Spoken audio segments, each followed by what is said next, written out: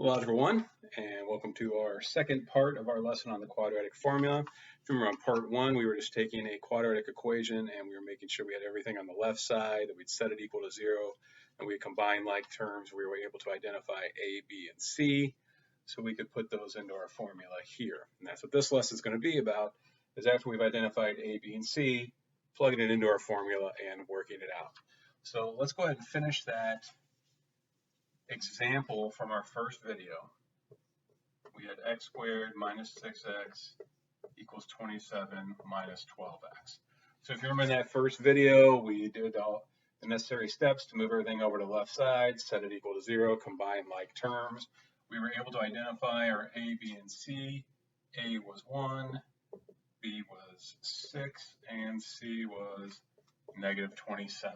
So we're going to go through another example here, start to finish, as soon as we complete this one. But if you want to see how we got from our equation here to A, B, and C, you might want to go back and take a look at that first video, quadratic formula part 1. But out of this example, since we've identified what A, B, and C are, we're just going to plug them into our formula here. So we have x equals negative b. Well, b is 6, negative b is negative 6, plus or minus the square root of, we're going to have, let's see, b squared, so that would be 6 squared minus 4 times a, which is 1, times c, which is negative 27, and that is all over 2 times a, or 2 times 1. Now, I want to make a special note here. I encourage you to use the parentheses around the 4ac part. Some books don't have the parentheses in it. I like to put the parentheses around there because I found that a lot of errors that are made when working the quadratic formula come in as a form of a sign error right here. So I encourage you to use parentheses. It might help you from keep you from making sign errors. All right, let's keep on with the math here. Negative 6 plus or minus the square root of 6 squared is 36. And we're going to subtract 4 times 1 times negative 27 is going to be negative 108. And that's all going to be over 2 times 1, or 2. Now you can see right here why I like having the parentheses here, because I'm going to have minus and negative. That means I'm going to add those two numbers together. What I've seen a lot is sometimes when people don't have the parentheses, they might come down here and write 36 minus 108. Well, that's going to be a drastically different answer than what we're going to come up with, which is the correct answer, by using the parentheses. Let's keep going. X equals negative 6 plus or minus, well, 36 plus 108 is 144, and that would all be over 2. Finally, we'll have x equals negative 6 plus or minus the square root of 144 is 12, and that's all over 2.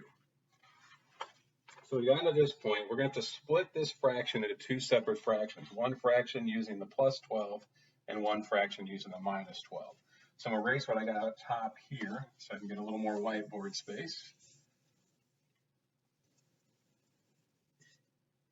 So I got x equals negative 6 plus or minus 12 over 2. Okay, just rewrote that up top here.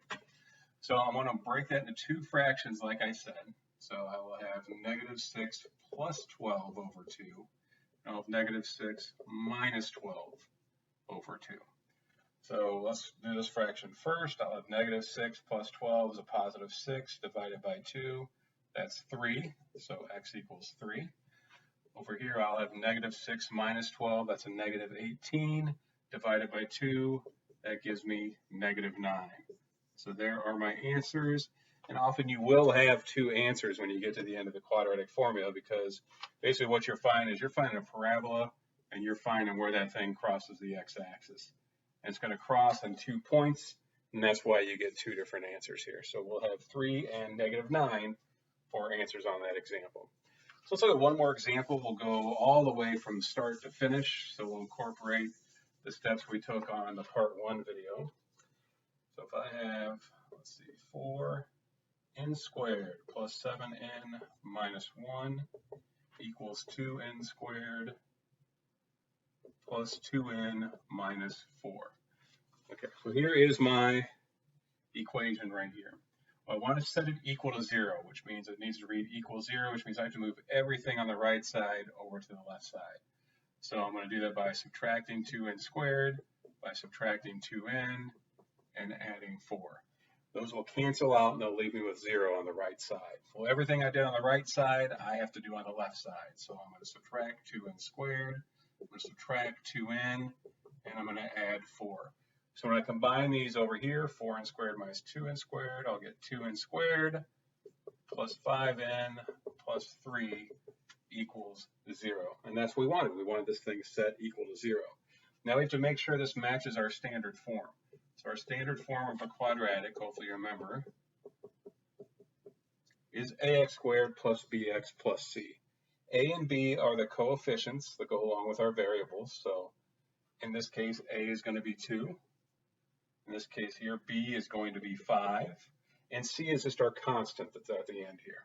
So c is going to be 3. So now we've identified a, b, and c. We're going to plug that right into our quadratic formula right over there.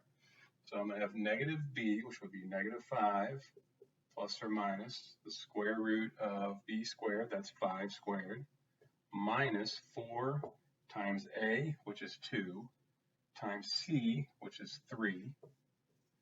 And that'll all be over 2 times a is 2. So now I've identified a, b, and c, and I just plugged it into my quadratic formula right here. So again, I'm going to erase what I got up top here so I can have some more room to work with. Let me rewrite that up top. X equals negative 5 plus or minus 5 squared minus 4 times 2 times 3. All that over 2 times 2. Okay.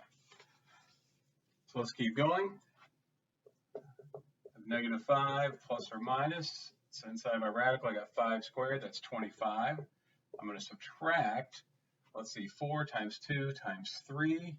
That is 24. And that's going to be over 2 times 2, which is 4. So negative 5 plus or minus 25 minus 24 is 1. That's going to be over 4. So of course, the square root of 1 is 1. And now I have a fraction with a plus or minus in the middle. So I'm going to end up splitting that off into 2 fractions. So I'm going to, my first fraction, I'm going to use the plus. So negative 5 plus 1 over 4. My second fraction, I'm going to use the minus. So I'll have negative 5 minus 1 over 4.